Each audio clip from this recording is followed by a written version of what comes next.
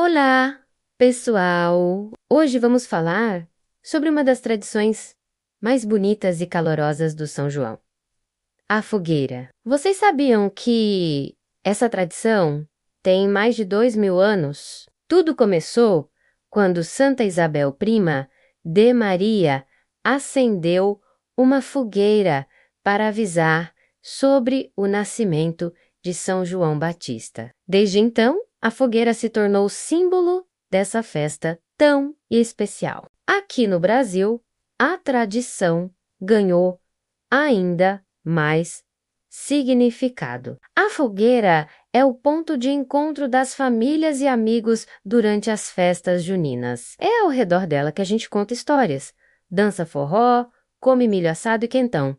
E não é só diversão. A fogueira também tem seu lado místico. Dizem que pular 7 fogueiras na noite de São João traz sorte no amor. Alguns até fazem simpatias, passando brasas nos pés para encontrar sua alma gêmea. Se você gostou de conhecer mais sobre essa tradição tão especial, deixa seu like e se inscreve no canal. Vamos manter viva essa chama da cultura brasileira juntos.